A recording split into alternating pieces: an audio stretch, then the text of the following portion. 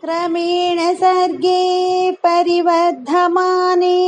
कदापि दिव्यासनकादयस्ते भवद्विलोकाय विकुण्ठलोकं प्रपेदिरे मारुतमन्दिरेश मनोज्ञनैश्रेयसकाननाद्यै अनेकवापी मणिमन्दिरैः सा अनोपमं तं भवतो निकेतं मुनीश्वराः प्रापुरतीतकक्ष्याः भवद्विदुक्षोन् भवनं विभुक्षोन् ध्योऽसौ जयस्तान् विजयोऽप्यरुन्द्यां तेषां च चित्ते पदमापकोपः सर्वं भवत्प्रेरणयैव भूमन् वैकुण्ठलोकानुचितप्रचेष्टौ कष्टौ युवां दैत्यगतिं भजेताम् इति प्रशप्तौ भवदाश्रितौ तौ हरिस्मृतेनो स्मृतिनेमतुस्तान् तदेतज्ञाया भवानवाप्तः सहैव लक्ष्म्या बहुरम्बुजाक्ष खगेश्वरां सार्पितं चारुबाहु आनन्दयं स्थानभिराममूर्त्या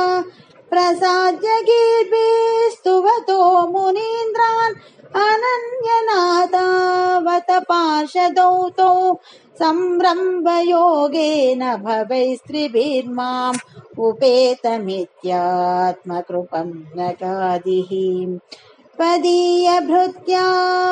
कश्यपात्तौ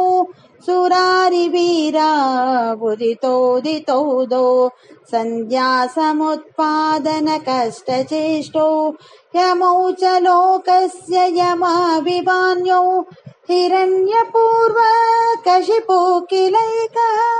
परो हिरण्याक्ष इति प्रतीतः उभौ भवन्नाथमशेषलोकं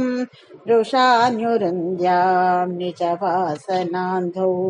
तयोर्हिरण्याक्ष महासुरेन्द्रो रणाय धावन्ननवाप्तवैरी भवत्प्रियां स्वां सलिले निमज्य चचार गर्भाद् विनदन् गतावान् ततो जलेशा सदृशं भवन्तं